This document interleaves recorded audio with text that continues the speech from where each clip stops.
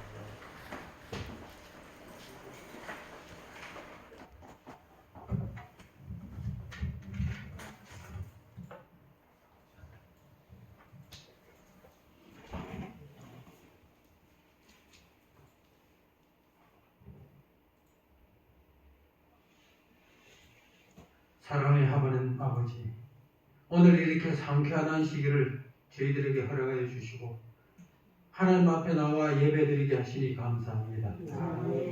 지금 이 땅에는 새 생명의 싹이 돋아나고 아름답고 향기로운 예쁜 곳들로 가득 채워져 있습니다. 저희들의 신앙과 믿음에도 이 봄처럼 새로운 은혜가 가득하기를 원합니다. 이 시간 저희와 함께하여 주셔서 저희들의 가슴에 은혜와 사랑을 가득 채워 주시옵소서. 사랑의 하나님, 온 땅에 하나님의 사랑이 가득하기를 원합니다.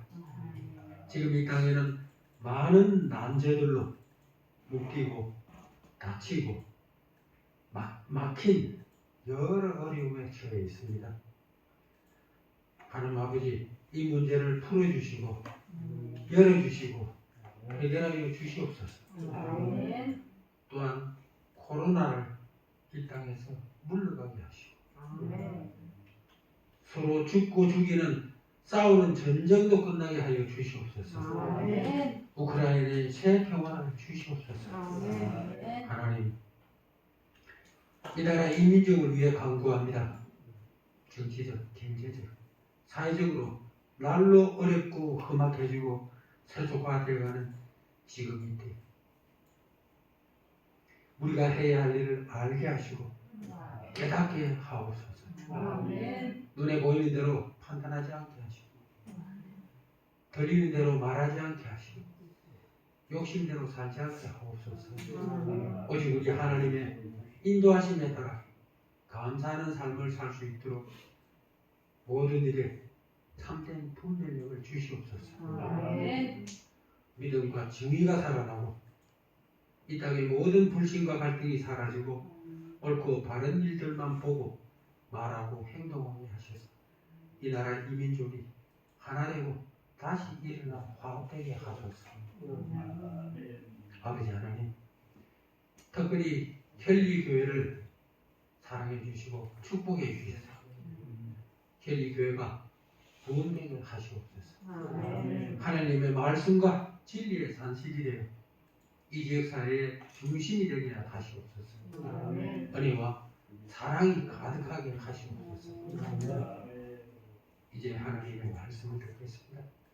말씀 전하시는 담임 목사님께 은혜와 축복을 주시고 강건하게 하옵소서. 아멘. 은혜와 축복으로 하나님의 말씀을 전하게 하옵시고 말씀 듣는 우리 모두 은혜 받게 하시옵소서. 아멘. 이 시간 저희와 함께 하여 주셔서 우리의 예배를 받아주시기를 우리 주 예수 그리스도 이름으로 기도드렸습니다. 아멘.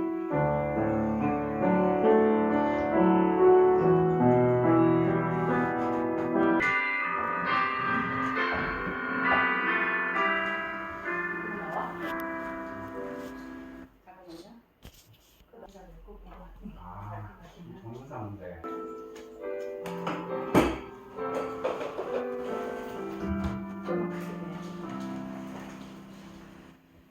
나 어젯밤에 잘 때 한 꿈을 꾸었네. 그 옛날 예루살렘 성의 곁에 섰더니 허다한 아이들이 극명한 소리로 주 찬미하는 소리 참 정나도다. 천군과 천사들이 화답함과 같이 예루살렘 예루살렘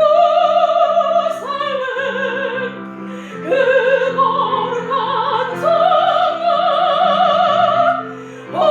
호산나 노래하자 호산나 부르자.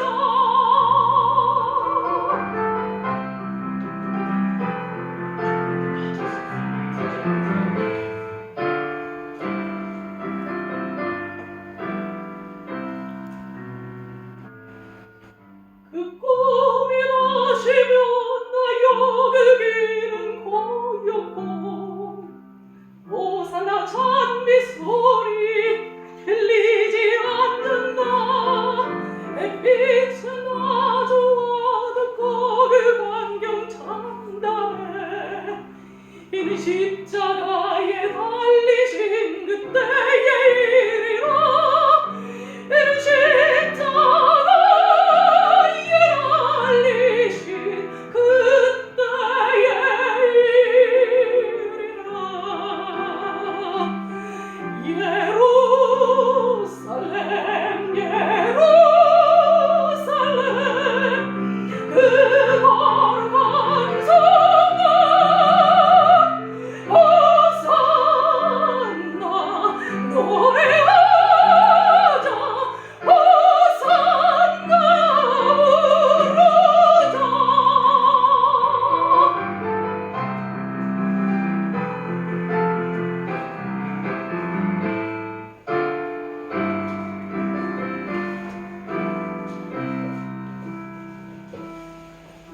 그 꿈이 다시 변하여 그 기근과 가고 그 땅을 내가 보니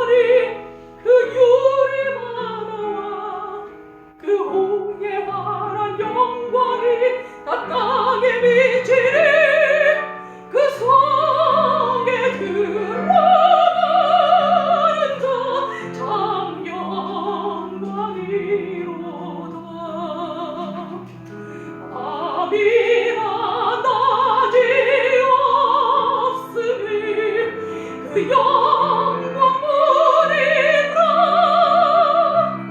그 영광 예루살렘 성 영원한 것이라 그 영광 예루살렘 성 참 빛난 것일세 예루살렘 그 거룩한 성문 호산나 노래하자 호산나 부르자 호산나 노래하자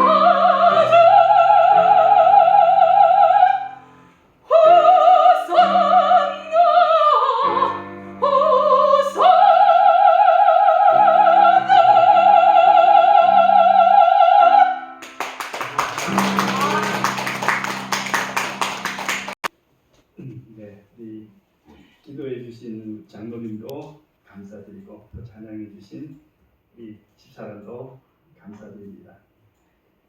제가 그 요즘 들어서 많이 드는 생각은 제가 피아노를 좀 배울 걸 하는 생각이 많이 들어요.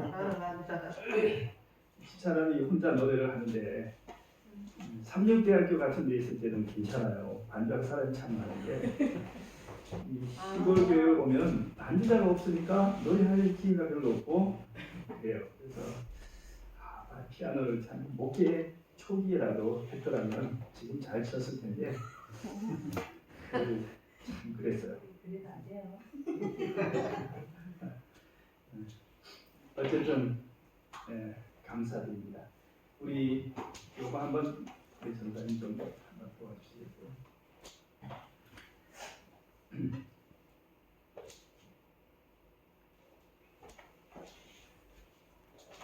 네. 연결은 됐는데 화면에 설교가 뜨지는 않는 것이 잠깐만요. 아침에는 사실은 이제 구약 성경 처음부터 이제 쭉 배우다가 사사기까지 왔었는데 참 신나고 재미있잖아요. 전쟁도 많이 하고 역동적입니다. 그런데 이게 너무 이제 기간이 길어지니까 우리 교우님 생각에 1년 내내 구약 성경만 들여다보다가 그죠? 시간이 다 끝날 것 같고 어떤 분의 말씀에 예수는 길고 인생은 짧다고 그랬는데 구약만 헤매다가 또 우리의 인생이 다 끝나면 안 될 것 같아서 금요일 저녁에 하던 예수님의 생애를 토요일로 이제 하고 안식으로 하고 구약 성경을 금요일 저녁으로 바꾸기로 했습니다. 그런데 이러나 저러나 정말 진도가 늦은 것은 제가 보니까 이 설교가 여러 분 이제 배정을 하다 보니까 제가 생각해 보니까 어떤 때는 한 달에 설교를 한 번밖에 못해요. 그래서 이 학습 진도로는 용치치 못하다 하는 생각이 들지만 그러나 설교를 뭐 많이 들으셔도 다 비슷한 내용입니다. 그래서 차라리 균형지게 성경을 여기 처음부터 끝까지 균형지게 훑어보는 것이 좋지 않겠나 그렇게 생각하고 이번에는 예수님의 생애 부분을 우리가 하기 시작했는데요. 이러나 저러나 저한테는 안 되네. 이제 이렇게 하니까 또 이게 안 돼. 그래서 그냥 이거를 저한테 보내세요. 저한테 보내주세요. 카카오톡으로 사모님한테 좀 보내주세요. 그래서 그냥 카카오톡으로 구글 컴퓨터를 이용해서 하겠습니다. 오늘 읽어야 될 내용이 좀 많이 되는데 좀 하겠습니다. 예수님의 생애 지금 어디쯤 공부를 하고 있느냐 하면 바로 예수님의 그 비유를 공부를 하기 시작했습니다. 예수님께서 이 땅에 계실 때 병을 많이 고치셨죠. 병을 고치는 기적을 많이 행하셨고 그 다음에 또 설교도 많이 하셨습니다. 그리고 예수님의 설교 가운데는 뭐가 있냐면 비유가 있어요. 근데 비유는 참 재미가 있어요. 오늘 보니까 은하가 아까 제가 시작할 때 눈여겨봤는데 은하가 안 보여서 내가 은하를 위해서 좀 스토리를 좀 해야 되겠다 이렇게 생각했는데 은하가 없어가지고 그럼 오늘 스토리를 안 해도 되겠다 이렇게 생각했는데 와보니까 또 여기 앉아 있어요. 우리 은하는 문화원 학생입니다. 우리 김수록 집사님께서 잘 알고 계시는 우리 아주머니의 딸인데 이 문화원에서 영어를 배우다가 오늘 또 토요일 아침에 교회 예배를 이렇게 참여를 했네요. 너무나 축하하고 반갑습니다. 제가 한번 토요일 아침에 올 수 있느냐고 그랬더니 일어나 봐야 한다고 그랬어요. 그래서 제가 아침에 전화도 안 하고 저도 바빠가지고 오늘 안 오는 것 같다 했더니 또 왔어요. 그래서 누가 깨워주지 않았는데 온 거 보니까 오늘 교회 오려고 일찍 일어난 것 같아요. 그죠? 그래서 오늘 제가 어린이 이야기는 준비를 안 했지만 예수님의 이 비유 이야기를 좀 우리 은하에게 해드리고 싶어요. 우리 성도님들도 다 같이 들으시면 되겠습니다. 자, 예수님은 설교를 하셨는데 그렇게 재미가 없는 설교를 하지 않으셨어요. 아주 설교를 굉장히 재밌게 하셨고 예수님의 청중들 가운데는 이렇게 어른들도 있었지만 여자분들도 있고 그다음에 노인들도 있고 어린아이들도 굉장히 많았다고 했습니다.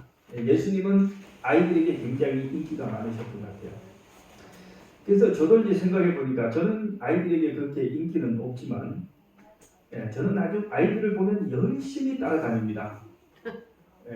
아이들이 우리의 유일한 희망일 뿐 아니라 특히 우리가 이렇게 선교를 하거나 목사님들 새로운 지역에 가면은요 어른들을 사귀기는 되게 힘들어요. 근데 애들을 사귀기는 쉽잖아요. 근데 우리가 이제 중국에 선교 갔을 때는 30대 초반 그때는 참 인기가 있었어요. 한국에서 젊은 부부가 오고 우리 애들이 막 초등학교 1학년, 2학년 하니까 중국 초등학교를 우리가 가서 아이들 데리고 첫날 갔는데요. 아주 막 한국에서 애들이 왔다고 막 나와서 그냥 인상이나 이런 거예요. 아이들이 전교생들이 다 나와가지고 그냥 그러니까 학교에서 막 그 보안 그 아저씨들이 막 통제를 하는 거예요. 이렇게 다 못 오게 하고 이래가지고 우리가 교무실에 들어가서 선생님하고 교장실에 가서 얘기를 하는데 저 창밖으로 애들이 다닥다닥 붙어 있어요. 한국에서 들어온 아이들 구경하려고. 그래서 그런 아이들을 데리고 우리가 매주 목요일 저녁에 영어를 가르쳤는데 얼마나 많이 오겠습니까? 아파트 위에서 영어를 가르치면 밑에 막 엄마 아빠들이 자가용들이 줄을 쫙 서 있어요. 애들도 영어 배우러 오느라고. 그런데 제가 그러고 나서는 이제 거기서 참 우리 아이들 초등학교 졸업할 때까지 참 어린이 사업을 잘했습니다. 그러고 나서 한국에 와서 이제 대학생 사업을 하느라고 어린이를 한동안 못했어요. 그래 현리에 오면은 제가 생각할 때 중국처럼 애들이 막 여기에 다 붙어서 막 오지 않을까 그렇게 생각했는데 웬걸 아무도 쳐다보지 않는 거예요. 그래서 이게 왜 이런가 하고 별짓을 다 해봐도 시큰둥해요. 아이들이 잘 안 와요. 이렇게 오라고 했을 때 오는 사람은 이렇게 은하처럼 이렇게 오는 사람은 한 20명 중에 1명 될까 말까요. 그래서 왜 그런가 하고 생각을 해봤더니 제가 중국에 있을 때는 예수님하고 나이가 비슷했어요. 30대 초반 중반. 그러니까 인기가 있었는데 이제 50대가 돼서 오니까요 애들이 한도 쳐다보질 않아요. 그래서 제가 예수님이 그 30대 그죠? 30세에서 33세 그 사이에 그저 했으니까 얼마나 많은 군중이 따라왔겠나. 그뿐 아니라 예수님이 설교를 잘하셨겠죠.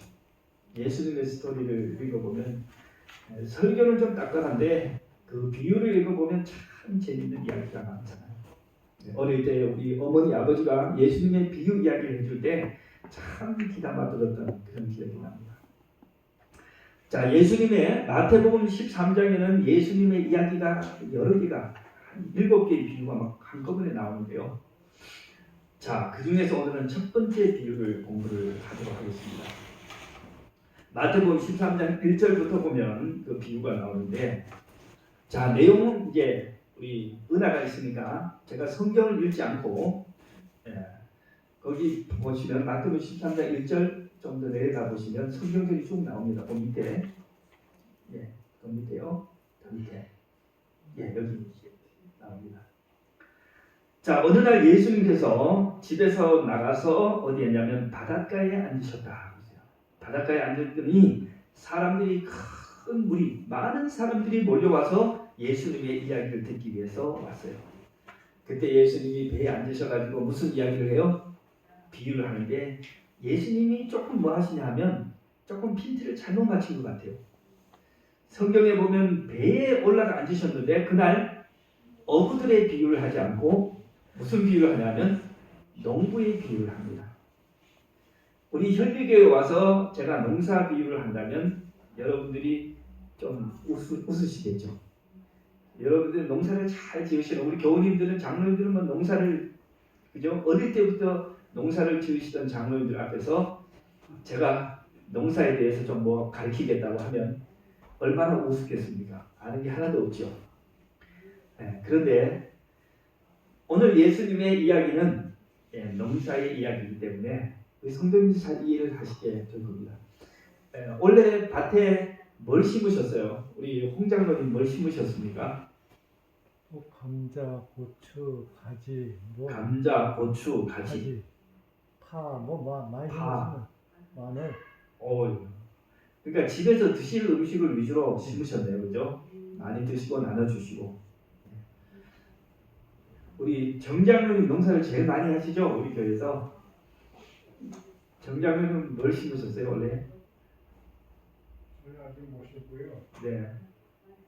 내일 별이 치워가지고 모래니까. 모내기 하시고. 포도는 원래 있던 거니까 계속 하시고. 그 종류가 치워오기. 네. 먹어도 조금 치워오기. 네. 자, 이제 씨마다 그죠? 심는 시기가 있고 방법이 있고 다 틀려요. 근데 여기 예수님께서 말씀하시면서 아마 곡식을 씨하신 것 같아요. 나중에 30배, 60배, 100배 하는데 감자 같은 거 심어가지고 그렇게 안 될 것 같고요. 그죠? 이 곡식을 심으시는 것 같은데, 자, 이스라엘 사람들은 주로 밀을 많이 뿌렸습니다. 밀. 그래서 이 농부가 아마 밀을 뿌리지 않았겠나 그렇게 생각됩니다. 자, 한 농부가 길가에 이제 저 씨앗을 가지고 밭에 나갔어요. 밭에 나가지고 이제 씨앗을 막 뿌리기 시작합니다. 밭은 미리 준비가 됐겠죠. 그런데 이 밭이 모르겠어요. 미국처럼 밭이 막 지평선이 보일 정도로 밭이 그렇게 크다면 밭이 똑같겠지만 우리 한국에는 밭이 어떻습니까? 밭이 조만조만해서 밭을 보면은 좋은 것도 있고 나쁜 것도 있고 그 다음에 뭐도 있어요? 길도 있고 사람들이 밟아 다니는 길도 있고 그렇게 있어요. 그래서 예수님께서 여기 이제 씨를 막 이 농부가 어느 농부가 씨를 뿌렸는데 좋은 곳에서 떨어지고 돌이 많은 곳에서 떨어지고 길가에도 떨어지고 돌이 많은 땅에도 떨어졌다. 그렇게 해가지고 이제 농사를 다 지었는데 이제 뭐 합니까? 비도 오고 막 해서 이 씨앗들이 이제 싹이 나죠. 씨앗들이 싹이 나면 이제 성장을 하는데 자 우리 은하는 농사를 지어봤나요? 은하가 농사를 지어봤다고 고개를 끄덕거려요. 집에 밭이 있어요? 밭이? 엄마 아빠가 갖고 오시는 밭이 있어요? 그래서 밭에 가서 엄마 아빠를 도와서 일을 해봤죠. 뭐 심어본 거 있어요? 은하가 뭘 심어봤어? 감자, 딸기랑 고추, 상추. 감자, 딸기, 고추, 상추. 안 해본 농사가 없네요. 네. 그래요. 이게 어릴 때부터 농사를 짓는 사람은 많이 어질다고 그래요. 네, 착하고 그렇습니다. 농사를 짓는 것에 정말 유익한 것은 뭐냐면 어릴 때부터 농사를 지어본 사람들은 이 사고방식이 되게 자연적이고 정상적입니다. 왜냐하면 식물의 성장 과정을 봤기 때문에 그죠? 무엇이 어떻게 시작해서 어떻게 끝나는지를 그 법칙을 보았기 때문에 그 사람은 정상적인 사고를 가져요. 근데 이 농사를 지어보지 않은 사람, 컴퓨터나 하고 기계나 만지고 막 이랬던 사람이 저거 하면 자칫하면 커서 이상한 생각을 갖게 돼요. 그래가지고 이 사람들은 어떻게 하면 일 안 하고 쉽게 돈을 많이 벌 수 있느냐 한꺼번에 그 생각만 해요. 근데 농사를 지어본 사람은 그렇지 않습니다. 모든 것을 반드시 심은 대로 거둔다. 그래서 예수님의 비유 가운데 뭐가 많다고요? 농사의 비유가 많습니다. 이 농사의 곡식이 자라는 법칙은 바로 천국의 법칙이에요. 네. 자, 그래서 예수님께서 다 했으니까 모든 것은 법칙대로 되니까 좋은 땅에 뿌려진 씨앗은 어떻게 합니까? 어떻게 됩니까? 잘 자라서 많은 결실을 맺게 되고, 나쁜 땅에 떨어진 씨앗은 어떻게 돼요? 제대로 자라지 못하고 또 결과도 풍성하지 못하게 되고. 자, 성경에 예수님 말한 것은 4가지 밭인데 첫 번째 밭은 무슨 밭입니까? 첫 번째 밭은 아니 좋은 것보다 나쁜 것부터 예수님 말씀하신 순서부터 길가에 떨어졌다 그랬어요. 씨앗이 밭에 떨어져야 되는데 어디 떨어졌어요? 길가에 떨어졌어요. 이 농부가 여러분 생각할 때 이 농부가 정신이 있어 없어? 그 귀한 씨앗을 갖다가 왜 길가에 갖다 뿌려? 이래 생각하시는데 그 길이 아니고 어느 길이냐면 농사를 짓는 넓은 밭의 가운데 농부들이 뭐 합니까? 뭐 작업을 하기 위해서 계속 한 군데로 다니는 밭 가운데 농로처럼 이렇게 길이 만들어지잖아요. 예, 이리로 말하면 밥둑 같은 거, 논둑 밥둑 같은 거, 이랑 그죠? 그래가지고 거기를 사람이 이게 다녔기 때문에 거기 뭐예요? 땅이 단단해집니다. 단단해지기 때문에 곡식이 떨어져서 뭐 하기 전에 그 아직 땅 속에 싹이 나고 뿌리를 내리기 전에 뭐가 왔어요? 새들이 와가지고 다 씹어 먹었단 말입니다. 네. 얼마나 허무할까요? 자, 두 번째는 어떤 밭이에요? 두 번째는 돌이 많은 밭. 돌이 많은 곳은 흙이 뭐 하다는 거예요? 얕았어요. 그래가지고 뿌릴 때는 겉으로 표면적으로 보기에는 다른 밭하고 비슷했는데 해가 나니까 땅이 말라버리고 거기에 있던 씨앗은 뭐였어요? 저걸 했는데 쌀을 두고 뿌리를 내리게 했는데 뿌리를 깊이 내리지 못하니까 뜨거운 햇빛만 시들고 말라서 곧 죽어버렸다. 실패입니다. 세 번째는 어디냐? 세 번째는 어떤 밭이에요? 가시덤불이 많은 잡초가 무성한 밭이에요. 거기에 떨어진 씨는 한동안 수분도 있고 태양으로부터 보호가 되니까 싹이 나서 뭐였어요? 뿌리로 내리고 한동안 잘 자랐어요. 여러분, 저도 어릴 때 혹시 저 농사를 지어보니까요, 도와보니까 그늘에서 자라는 것이 훨씬 더 뭐예요? 빨리 자라요. 그늘에서 자라는 것이 뭐합니까? 길쭉하게 올라오잖아요. 약하고. 그렇게 빨리 크는 듯 했는데 조금 크니까 뭐였어요? 가시덤불이 그냥 잡초가 기운이 너무 세가지고 그 안에서 그만 더 이상 자라지 못하고 시골 분들은 녹아 없어졌다고 하는데 그 자연적으로 소멸된 것으로 죽어버립니다. 결실하지 못했다. 그 다음에 이제 마지막 네 번째 땅이 어떤 땅입니까? 옥토, 좋은 땅이에요. 좋은 땅에 떨어진 씨앗은 정상적으로 싹이 트고 뿌리를 내리고 그 다음에 성장하고 꽃이 피고 마침내 열매를 맺어서 거뒀다 이겁니다. 얼마나 많이 거뒀어요? 100배, 60배. 100배, 60배, 30배. 그죠? 예, 정말 여러분 상상만 해보세요. 상상만 해도 얼마나 무성합니까? 그죠? 저는 뭐 이 곡식도 그렇지만 특히 가을에 뭘 좋아하냐면 가수원 같은 데 가는 거 참 좋아해요. 가수원 가면 뭐합니까? 사과, 그죠? 이렇게 빨간 사과들이 주렁주렁 열려가지고 반짝반짝하는 그 모습 보면 나무 한 개의 사과가 얼마나 많이 달려있습니까? 그죠? 예, 그것이 하나님의 천국의 법칙입니다. 자, 그러니까 여러분 우리가 인생에서 성공하려면 무슨 법칙을 잘 따라야 돼요? 천국의 법칙을 잘 따라야 합니다. 그래야만 크게 성공할 수가 있습니다. 자, 그런데 예수님께서 이 비유를 말씀하신 다음에 뭐가 하시냐면 곧바로 해석을 하셨어요. 해석이 18절부터 나옵니다. 자, 18절 여기 보면 예수님이 해석을 했어요. 자, 비유에 나온 것을 이제 예수님이 해석을 했는데, 자, 첫 번째, 이 그 예수님의 비유를 우리가 해석을 해보겠습니다. 그 비유에서 제일 먼저 나오는 사람이 누구예요? 길가가 나오는데 길가보다 제일 먼저 비유에 등장하는 인물이 있죠. 씨 뿌리는 자. 씨 뿌리는 뭐가 있어요? 농부. 농부가 있어요. 농부가 있고 씨앗이 있고 밭이 있어요. 이게 예수님 성경에 다 해석을 해놨습니다. 자, 씨를 뿌리는 이 농부는 누굴까요? 씨를 뿌리는 이 농부는 예수님. 예, 그죠? 두 가지 답이 나오고 있어요. 뭡니까? 예수님이라는 대답도 있고 우리들이라는, 그죠? 왜 그럴까요? 왜 두 가지 대답을 하시게 되죠? 씨를 뿌리는 사람이 씨 뿌리는 자니까 예수님도 뿌렸고 누구도 뿌리고 있어요? 우리도 복음의 씨앗을 뿌리면 우리도 뭐가 돼요? 농부가 되는 겁니다. 우리 은하도 엄마 아빠를 도와서 뭐 했다고요? 농사를 지었고 씨를 뿌렸으니까 은하도 농부예요. 자, 그처럼 우리가 복음의 씨앗을 뿌리는 일에 참여하면 우리도 농부입니다. 자, 그러면 이 씨앗은 뭡니까? 씨앗은 하나님의 말씀이죠. 말씀입니다. 그런데 예수님이 여기에 해석하는 데 가서 보시면 뭐가 있어요? 여기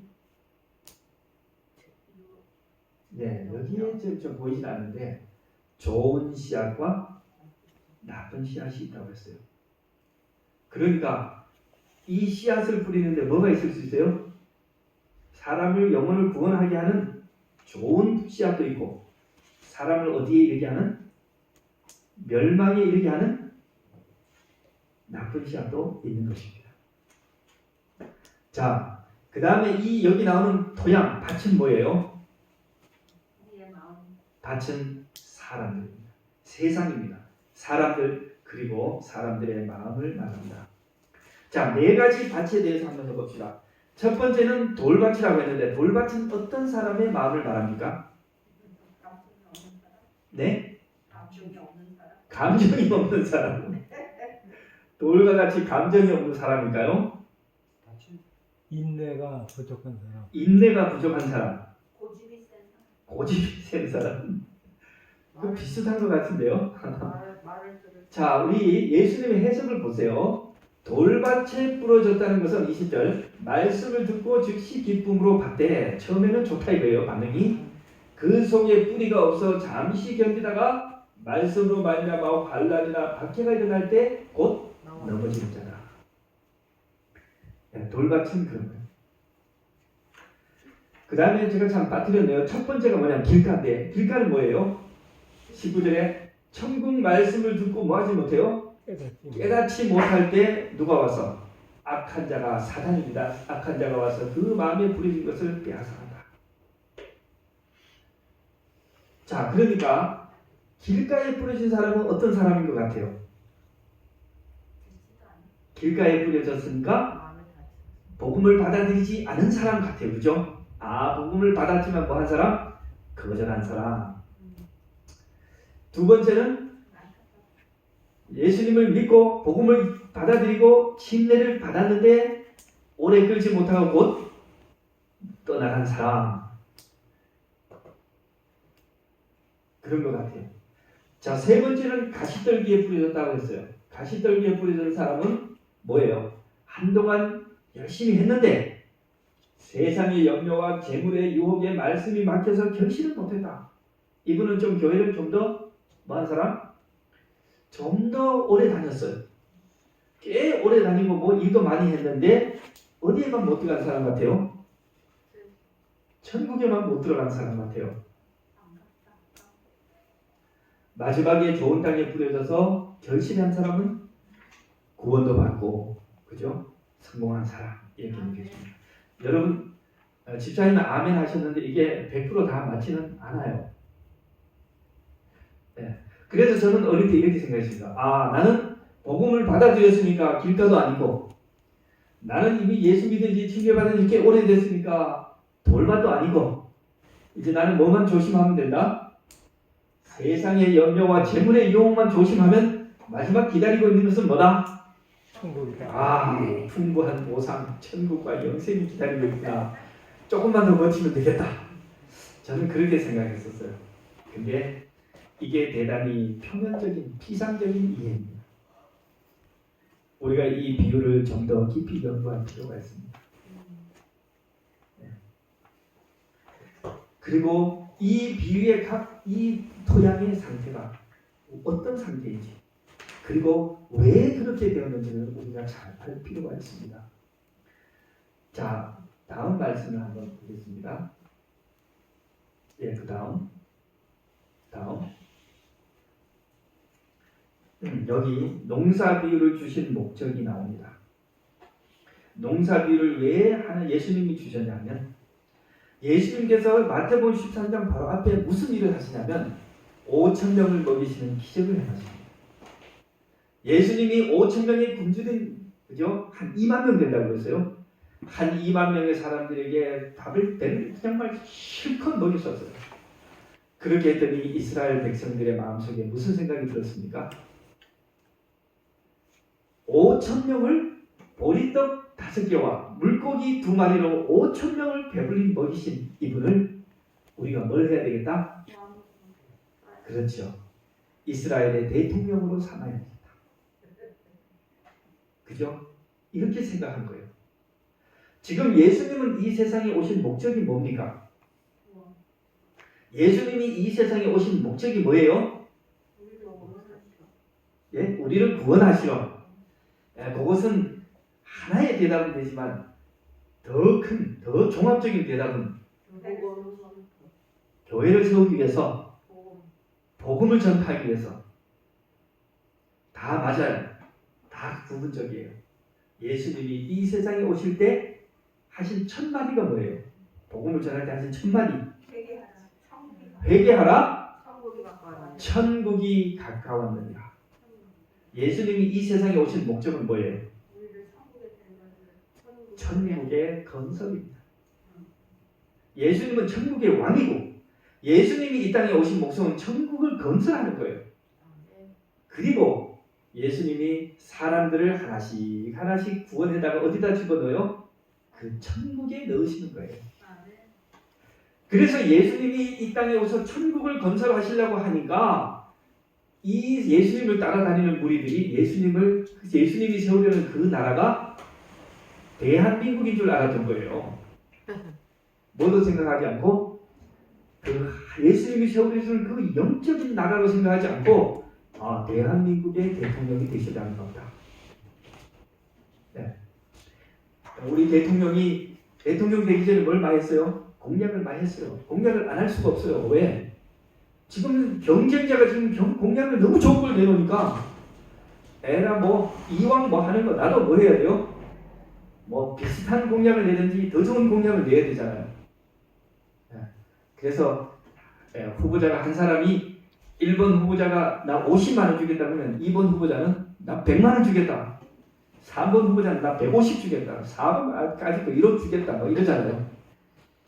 대통령이 된 다음에 그걸 지킬 수가 있어요? 그건 못 지키잖아요.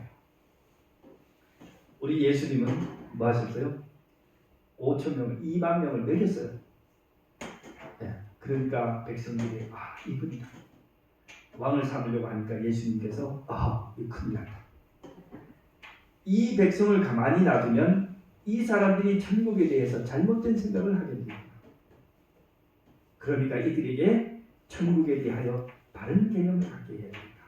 그렇게 하시면서 주신 비유가 뭐라고요? 바로 이 씨 뿌리는 자의 비유. 그러니까 여러분들 예수님이 세우시는 천국이 무엇인지를 분명히 이해하시려면 씨 뿌리는 자의 비유를 꼭 알아야 되는데 마지막 부분을 보겠습니다. 그리스도께서는 씨 뿌리는 비유로서 이러한 기대에 답변하셨다. 하나님의 나라는 무력이나 폭력적인 수단에 의하여 건설되는 것이 아니라 사람의 마음속에 무엇을 심어요? 새로운 원칙. 원칙을 심어줌으로써 건설된다는 것을 나타내 보셨다. 이게 굉장히 중요한 것입니다. 여러분, 천국은 잘 먹고 잘 사는 것이 이전에 뭐가 심어져야 돼요? 하나의 원칙이 심어져야 돼요. 원칙. 자, 그러면 우리 시간이 많이 갔지만 하나를 좀 더 보고 넘어가겠습니다. 농부는 우리가 예수님하고 했는데요. 넘어가겠습니다. 자, 좋은 씨를 뿌리는 인자요. 글자가 너무 작죠? 좋은 씨를 뿌리는 이는 인자요. 농부는 예수님이란 말입니다. 그리스도께서는 왕으로서가 아니라 씨를 뿌리는 자로 오셨다. 여러분, 예수님이 나라를 세우러 오시려면 뭘로 와야 되는데? 왕으로 와야 되는데 무엇으로 오셨다고요? 씨를 뿌리기 위해 씨를 뿌리는 자로 오셨다. 여러분, 우리는 여기에 굉장히 정말 깊은 그 주의를 기울여야 합니다. 예수님의 비유는 주로 두 가지입니다. 예수님의 비유는 주로 두 가지인데 하나는 뭐냐면 고기 잡는 비유. 기억하시죠? 네. 그물 갖다가 고기 잡는 비유. 그리고 하나는 뭐냐면 농사의 비유. 여러분, 이 두 비유의 차이가 뭘까요? 고기 잡는 비유하고 농사의 비유의 차이는 뭘까요?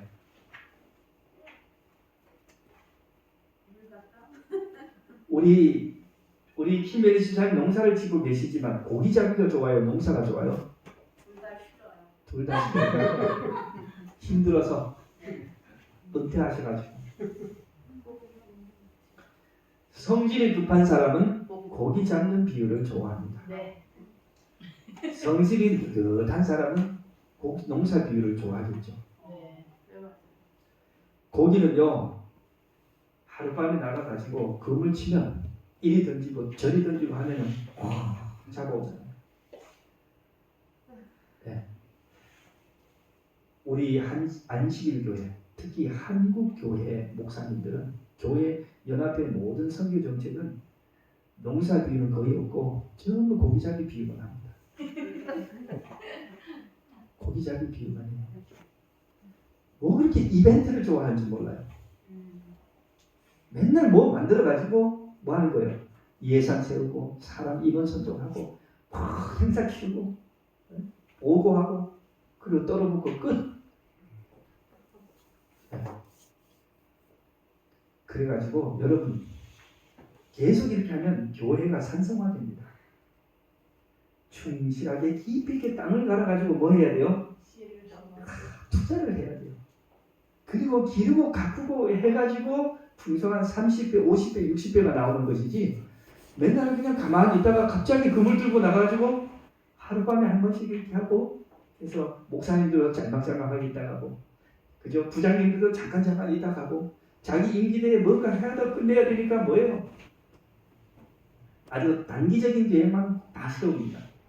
모든 자금과 인력이 관심이 단기적인 데 다 집중됐어요.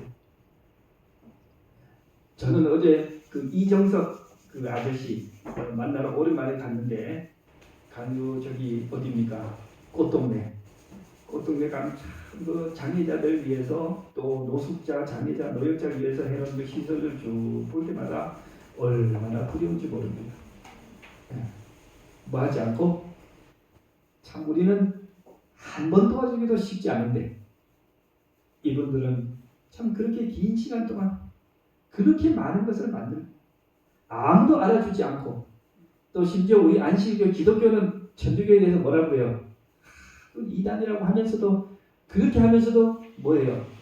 그 일을 해가지고 그 큰 일을 이뤘잖아요. 큰 기관들의 이런 거를 많은 노약자들, 갈 곳 없는 노숙자들이 거기서 보호를 받으면서 그렇게 있어요. 그래서 참 감동적입니다. 우리가